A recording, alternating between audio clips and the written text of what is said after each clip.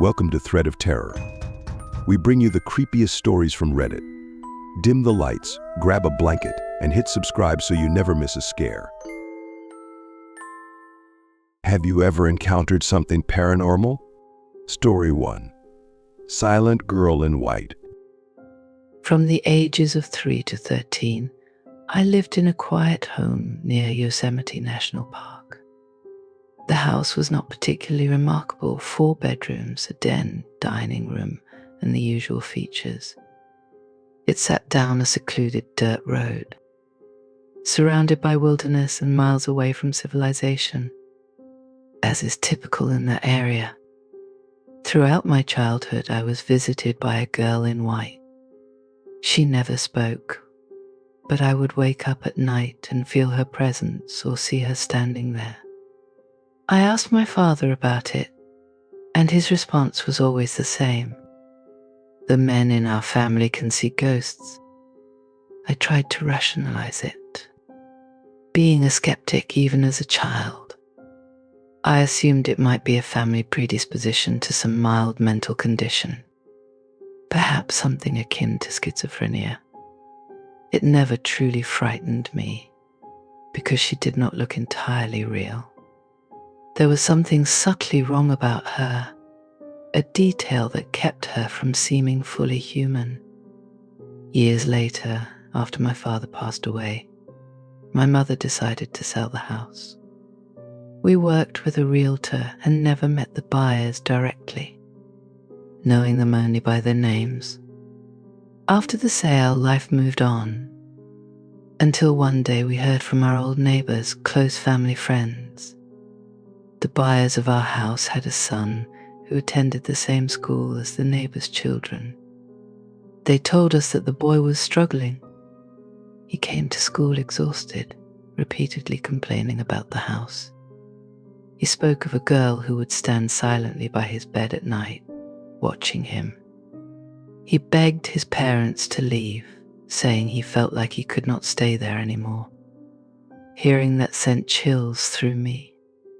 Even as someone who doubted the supernatural, I could not shake the thought that perhaps what I had seen all those years was not a trick of my mind. Someone else had seen her too, in the same house, under the same circumstances.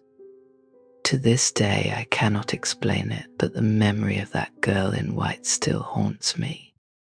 Story 2. Girl in the Basement. I am the eldest of 3 siblings, and as we moved from house to house, I often ended up with the basement bedroom. Being the eldest, I appreciated the privacy it gave me. The last home I lived in with my family before moving out on my own, I spent 5 years in the basement bedroom. During those 5 years, I experienced vivid night terrors and sleep paralysis regularly. There were several incidents when I would wake up and find the closet on the far side of the room slightly open. I knew I had closed it, but I would watch it creep open just a bit more. Then, after what felt like hours, it would slowly close with a soft click, neither a slam nor a regular close, but a slow, methodical one. On 2 specific nights I woke up, not suddenly but just turned over, and saw a girl standing at the foot of my bed. She appeared very young, with black hair and a dark dress. She didn't move or make a sound, and I couldn't make out her face. Both times, I immediately felt like a frightened child again, hiding my face under the sheets as my heart raced. Eventually, I felt her presence disappear, and when I peeked out, she was gone. My parents are not believers in anything paranormal, so I never told them anything, fearing they might think I was crazy. I chalked it up to night terrors and extremely realistic dreams during paralysis. I moved out and far away, and my next sibling took the adult room in the basement, and life went on.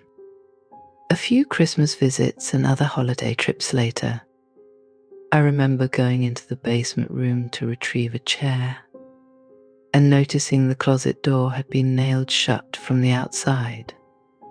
I didn't question it, thinking it had nothing to do with my experiences. Not long after, on another return visit, I checked the door to the closet. The nails were gone, replaced with a padlock. I also noticed bundles of sage and sweetgrass hanging above the closet and the only exterior window. I finally worked up the courage to ask my mum about the basement, and she reluctantly told me that my brother had seen things come in and out of the closet and had experienced the girl appearing beside his bed and terrorizing him several times. To this day, I still haven't shared what I saw, because I don't want them to be forced to move or be unsettled by the basement. They are both retired. All of us kids have moved out, and they seem happy. They have since renovated the entire basement, and I've stayed there a few times with my wife. Since then, nothing has happened. Story 3. Counting Voice. I'm not sure if this qualifies as paranormal, but when I was a child, I would often experience something strange when I had a fever. In my foggy, pain-filled state, I would hear a deep voice, almost like a man counting. The voice would begin at 1 and continue up. And as the numbers increased, the voice would grow louder and more intense. It was a strange experience, one that left me feeling uneasy every time it happened. This occurred frequently during my fevers, and each time, the voice seemed to resonate with a force I could feel in my bones. I never truly understood it. I dismissed it as just a recurring nightmare, something that happened because of the fever and the delirium that came with it. But as I grew older, the episodes began to happen less often, and eventually they stopped altogether. It wasn't until recently that I learned something chilling. My sister, when she was younger, had the exact same experience. She, too, would hear that deep voice counting, growing louder as it went on. The realization sent a shiver down my spine. Could it be just a strange coincidence? Or was there something more sinister at play? We never talked about it while we were growing up. But now, knowing she had the same experience, I can't shake the feeling that there's something we're missing. Something we should have been afraid of all along. The memory still haunts me, especially now that I wonder if we were both hearing the same thing, or if something or someone was trying to make itself known to us. Story 4. Night Alone. So I get home from my job as a server at midnight. One of my roommates was in the Navy and was deployed at the time, and the other one was at his girlfriend's house. I cook myself dinner, and as I'm cooking, my dog starts growling and barking towards the middle of the room at nothing. This is especially strange because she never ever barks. She was a rescue, and I bought her as a sense of security when I'm home alone. I'm a female, and I could never get her to bark at anyone. I dismiss her barking as odd, but I finish cooking and eat. I start to clean and turn the sink on because it takes forever to get hot water. But right when I turned around, the sink turned off on its own. Again, I think it's odd, but I don't really think it's worth freaking out over. The hair on the back of my dog is standing up straight, but no one is home and it's midnight, so I figure I'd just tough it out, even though I was beginning to get a little spooked. After cleaning, I go into the bathroom and sit on the sink to pluck my eyebrows. My bathroom was small, with a sink immediately to your right as you enter. the toilet next to it, the bathtub at the end, and the toilet paper dispenser directly across from the toilet. It was a really narrow room, so you could reach the toilet paper while sitting on the toilet. So the way I was sitting, the toilet paper dispenser was behind me. After 2 to 3 minutes, I hear a weird noise behind me, so I turn around, and I kid you not, the whole roll of toilet paper was unraveling fast, like someone was pulling it. I immediately ran out of the bathroom. The door was closed and it had no windows, so it couldn't have been a breeze. I quickly put a leash on my dog and ran out of the apartment faster than an Olympic sprinter. By the time this happened, it was already around 2 a.m. None of my friends were awake, so I spent the night sitting outside the door to my apartment. When I went back in the next morning, the whole roll of toilet paper was on the ground, and the roll was probably 3/4 full. I'm talking about a good 5 to 10 meters of toilet paper. After that day, I never had an odd experience quite like that one again. But one of my roommates did mention that a few times he'd come home and find every door and cabinet in the place open, when he specifically remembered closing them and leaving them that way when he left. This was when I was on vacation out of state, and our other roommate was still deployed. Story 5. Cursed Street. I never lived in a haunted house, but the street I grew up on was undeniably cursed. It was a newly developed neighborhood with big properties, about 10 houses in total. Each house was newly built, and it wasn't long before strange, tragic events began to unfold, one after another on every property. There was a suicide, a fatal hit and run, one family ravaged by cancer and death, and even a man who fell off a ladder and broke his neck.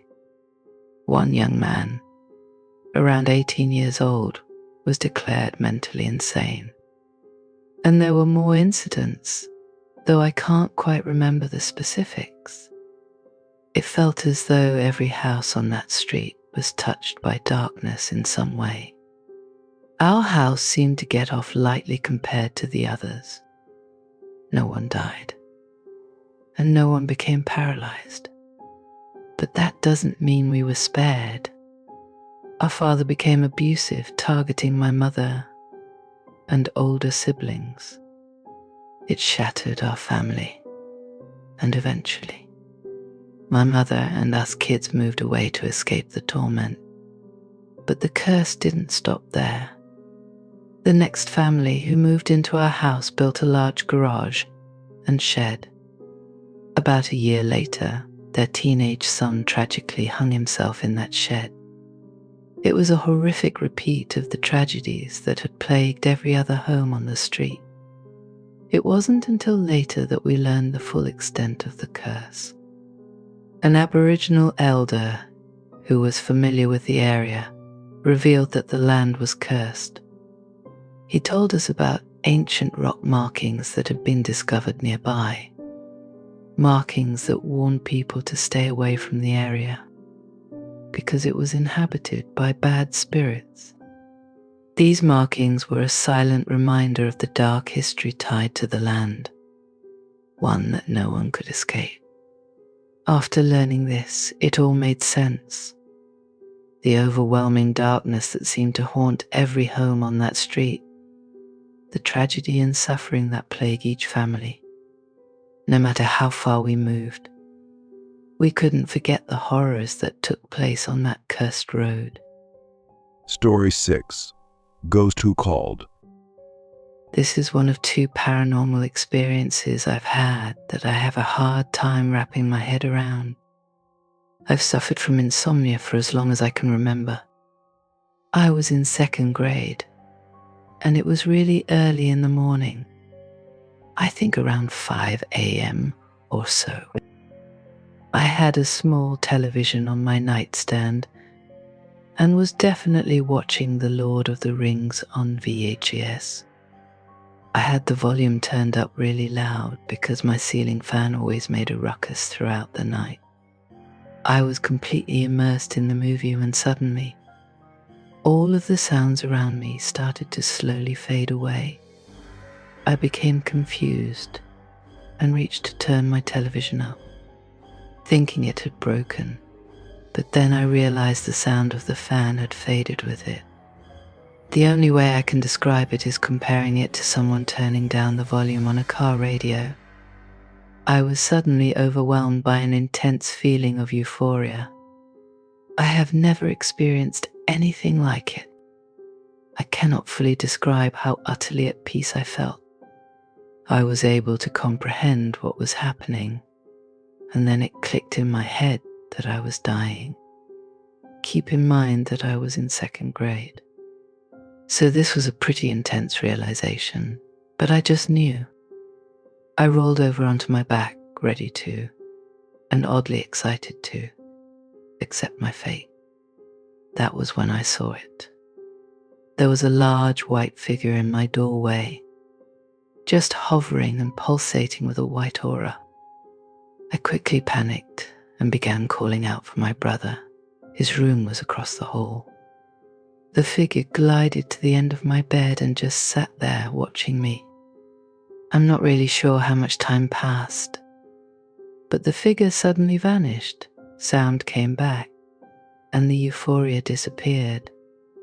I jumped out of bed and ran into my brother's room, where I practically flew into his bed. She was livid, yelling at us for being up so early. I told her I saw a ghost, which only made her more upset. My brother, who was always tormenting my irrational fears, got mad at her and started telling her this wasn't a joke and it wasn't my imagination. I started telling her to check the phone because I saw the ghost around 5:30 a.m. and it must have been the ghost calling, kid logic. She went to check the phone and then went to the other room for a while. Suddenly she wasn't upset anymore. When we asked if it was said ghost, she said it was a telemarketer. She was so nice about it, she let me sleep in her room for the next few days. I thought maybe since it was my brother's birthday that day, she just didn't want to argue, but she never let me sleep in her room again. I got home from school on the 15th. I had seen the ghost in the early hours of the 13th. My mum called me into the family room and told me to sit in her lap. She needed to tell me something, and I obliged. My great-grandmother passed away in the hospital at 5:30 a.m., and the phone calls were my grandmother calling to notify us. My great-grandmother and I were extremely close. To this day, I get chills thinking about it. I know that there are a few ways to explain the occurrence, but I know for a fact that it was 100% a paranormal experience. My mom and brother still back me up on it today. Story 7. Child's Voice. I'm not usually one to believe in the paranormal, but this experience made me question everything. My girlfriend had always told me that her house was haunted. I'd always hear creaks and other noises upstairs and the occasional footsteps, but I'd always play it off as normal house sounds until one night in August of this year. We were downstairs watching TV as usual, about to go to bed when we both got a very strange feeling, almost simultaneously. She gave me a confused look, and I didn't think much of it, so we decided to go to bed. After a few minutes, her scrolling through Twitter and me browsing Reddit, we put our phones down and turned over to go to sleep. Then we both heard the words goodnight in a child's voice. Doesn't seem too strange, right? Well, considering there were no children in the house. We both looked at each other in confusion, wondering, why would you say goodnight like that? Then we realized neither of us had said it. That's when we decided to leave her room quickly. We went downstairs to the living room to lay on the couch and try to come to our senses, wondering where the words could have come from. But then we both got that unmistakable feeling, the one where you feel like someone is watching you. Not like, oh, that person over there is staring at me, but the sensation that something won't take its eyes off me, no matter what I do. So we figured it was best to leave the house. As we were about to walk out the front door, we heard the child's voice again. This time it came from the balcony above us in the entryway. Clear as day, a child said, "Mummy and Daddy." We looked at each other. I may or may not have screamed, and we rushed to my car, deciding to drive to the only place open in our small Oregon town Walmart. The problem was, as soon as we got in the car, we knew something had come with us. It felt like it was angry that we had left. As soon as we got into my Honda, there was nothing but a sense of hate filling the car, for no apparent reason. Whatever it was clearly upset with us. It was now about 4 a.m, and I had to be at work in 5 hours. We decided to go back to her house, try to get some sleep, and see what happened next. We walked through the front door, and everything was silent. We walked up the stairs, turned right, and suddenly, it sounded like a dog was growling from the upstairs bathroom. It took me a moment because I grew up with dogs, and all I could think was that it was just mine being weird. But then I realized I was at her house, and no dog had ever set foot in there. Something was growling at me, and I had no idea what it was. At this point, I was really frustrated because I was exhausted and needed to sleep before work. I decided to try something bold and spoke out loud, "If you're so angry, do something about it." Right after that, I felt something tug at my shirt. I turned around, thinking my girlfriend was playing a practical joke on me, but no, she was still downstairs. Something had pulled my shirt.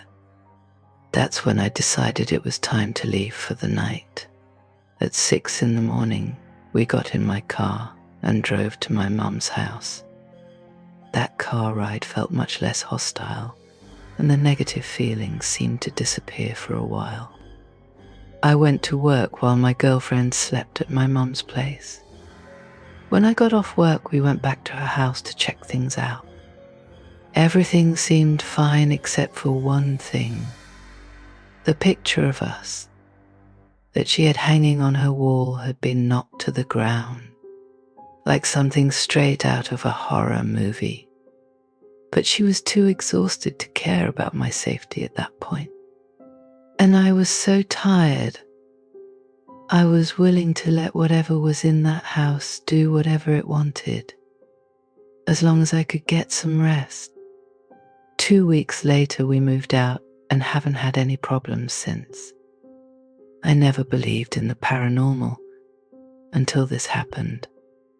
I still question it. My mind tells me there must be a logical explanation for everything. And I'm sure there is. But I know she believes, and a part of me believes that there was something else in that house. Story 8. Uninvited Guests in the Attic. This is my first ever post on Reddit. It may sound cliche to start by saying I don't believe in ghosts, but that's where I'm coming from. Here goes. A few years ago, I moved into an old one-bedroom apartment in Melbourne, Australia.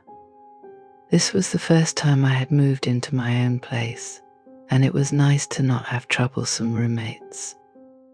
The apartment block, which only had 8 units, was built in the 1930s. It was mouldy, and the rent was interestingly cheap. The first few months went by without any issues, and I was enjoying living in this place. I came home from work one day and went into my bathroom. Something caught the corner of my vision.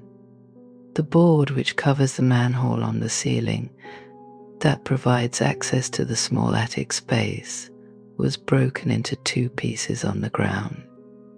I remember standing there for about 2 minutes trying to make sense of it. I examined the 2 broken bits of wood. The wooden board is about 1 inch thick and would have taken great force to break in half. My initial thought was that the landlord may have sent an electrician around without informing me, and they might have been working in the attic space and broken the board. But the more I thought about it, the less likely that scenario seemed. Anyway, I took a couple of pictures and emailed them to the landlord, asking if anyone had been in the property that day, with an undertone of being a bit annoyed that she hadn't informed me. I received a reply around 7:30 in the next morning. Her email read, "Please call me as soon as you are able to. I was worried, thinking that maybe someone had broken in." I called her, and she explained that her last 2 tenants had said the exact same thing had happened to them, amongst other things, and she would send someone around to replace the wooden board. If I hadn't been so busy with work, I would have thought more about it. I lay awake at night for the next few weeks, thinking what could have caused the board to break in half. My first conclusion was that someone was living up there in the tiny attic space of this apartment, which seemed very unlikely. About a month later, I woke up suddenly around 4 in the morning, which was very unusual. I had goosebumps all over, as if someone was rubbing their hands on me. Everything was silent for ages, but then I heard this weird sound coming from the roof above my bed. It sounded like someone was dragging something heavy, like a sack of potatoes, across the floor. I froze stiff with fear. Someone must be up there for sure, I thought. There's no way a possum would make that sound. After about 5 minutes of listening to the intermittent dragging sound, I worked up enough courage to turn on the light and walked into the bathroom where the manhole was, armed with the cricket bat I kept next to my bed. The new board covering the manhole was broken in 2 pieces again. I felt sick. I turned on the bathroom light and stared at the black space where the cover on the manhole would have been. As tough as I like to think I am, I was frozen with fear. The dragging sound had stopped, but there was another sound.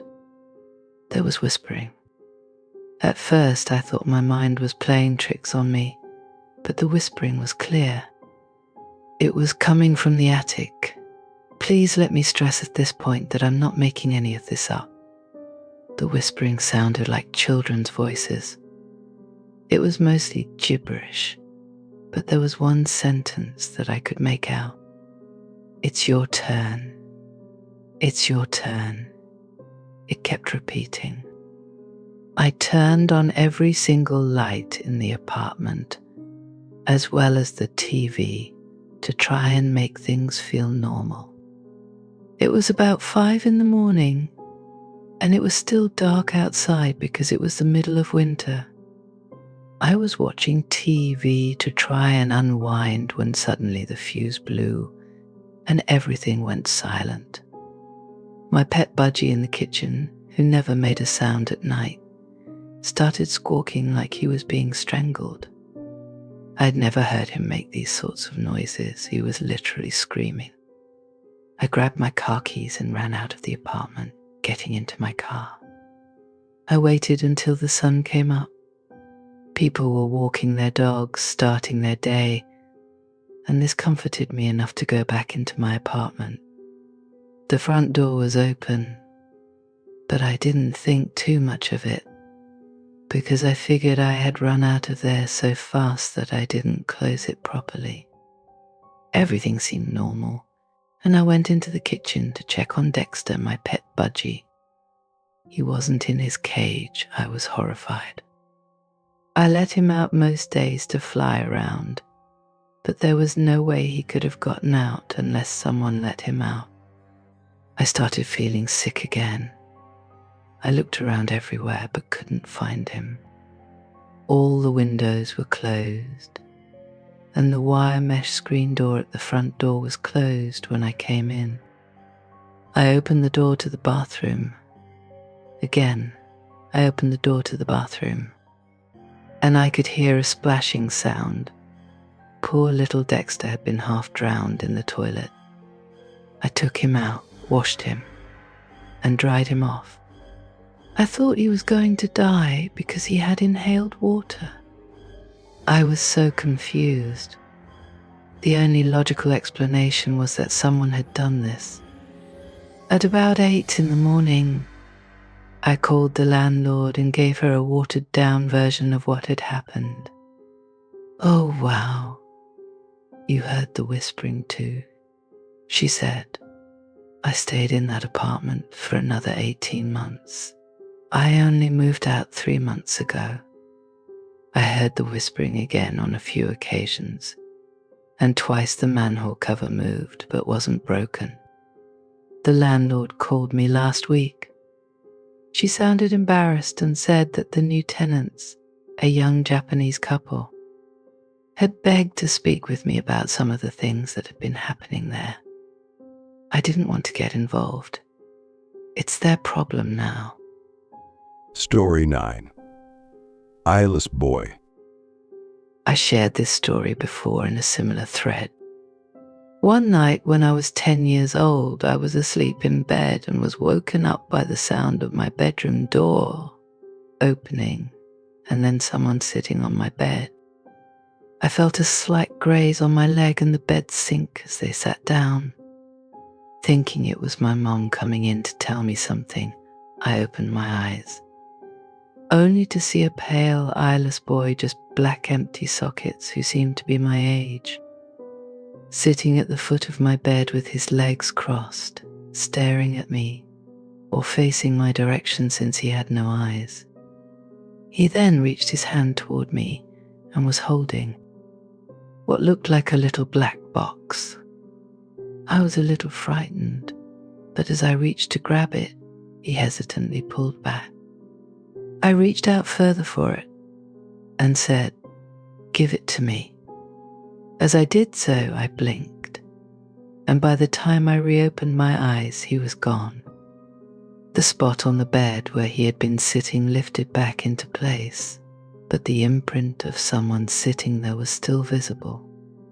I told my mum the next morning, and she was slightly freaked out, but assured me that I was probably just dreaming. Fast forward 5 years. I had my girlfriend over to do some homework. After we finished, she took a nap while she waited for her parents to pick her up. When they arrived, I tried waking her up to let her know. I nudged her. Then she opened her eyes so suddenly, already looking in the direction of the corner of the room where the wall meets the ceiling, lifting her finger and pointing. As fast as she woke up, she fell asleep again. I tried waking her up again. She came to full consciousness, and I asked her what had just happened and explained what she had done. She said, "Oh, I thought I was dreaming, but up on the wall, I saw a little boy with no eyes just there in a Spider-Man pose staring at me." That's when I freaked out and told her the story for the first time, about when I had seen what I guessed was the same child. Fast forward another 5 years, still with the same girlfriend, and by this time we had a 2-year-old daughter. We were living in my old bedroom at my parents' house. My daughter would wake up at the same time every night and start talking. For a while we thought it was a normal baby thing, until I noticed it was almost the same conversation every night. I playfully asked her one night who she was talking to every night. She responded, "The little boy, he talks to me. He's nice. He's lost and looking for his mummy." I told my mum what happened the next morning, and before I even got to tell her what I thought, she said, "I remember when that happened to you, then your girlfriend. I have no idea what that is." By then, neither my girlfriend nor I had seen the little boy after our first encounter. But my daughter continued her nightly conversations until we got our own place later that year. Story 10. The Scream That Shook My Soul. My time to shine. Finally. An askreddit question I can actually answer. So this was several years ago when I was living with my then girlfriend's parents. They had a tri-level house with the basement that contained our living space and my girlfriend and I's bedroom. Upstairs was the living space for everyone else, including the dining room and kitchen. The third level had the master bedroom and 2 additional bedrooms for my girlfriend's sisters. I was home alone one night, with her parents off with friends, my girlfriend at a friend's house, and her sisters were at an all-night church event. I elected to stay home and play World of Warcraft all night. Where my computer and desk sat, right above my head, was an air conditioning vent. Often I could hear her sister playing in her room from that vent. I was leveling my paladin when I heard laughing and giggling coming from the vent. Nobody was supposed to be home, so my heart started to race. I glanced at the clock on my computer, and it read 1:36 at night. I remember this all very distinctly. I decided to go investigate and headed upstairs. The way the landings sit, at the top of the stairs, you can turn left and either go upstairs or go into the kitchen. I climbed the second set of stairs and opened the first door on the left, which was her younger sister's room, located directly above the basement. Inside, I used the light of my phone to illuminate the room as best I could. I saw a small figure, what I assumed was a small girl wrapped in a white sheet, sitting in the center of the room. Cue my complete shock. This figure, this young girl, stopped playing with the dolls and slowly looked at me. It let out the most ear-piercing scream you can imagine. My skin crawls just thinking about it, and my chest tightens as I recall it. I wish I could tell you what happened next, but I remember waking up at the bottom of the landing, right next to the door to the kitchen. I stumbled into the kitchen to get a drink of water and process what had just happened. I glanced at the clock on the microwave. The clock read 4:46 in the morning. We never found the sheet the next day, but the dolls the figure had been playing with were sitting in the middle of the room, far away from the toy chest where they were kept earlier that afternoon when she had cleaned her room. Thanks for joining us on this terrifying adventure. If tonight's story gave you chills, let us know in the comments below and share your own scary experiences too. Don't forget to leave a like if you want more nightmares and subscribe if you haven't already. Until next time, sleep tight and remember, not all shadows are empty.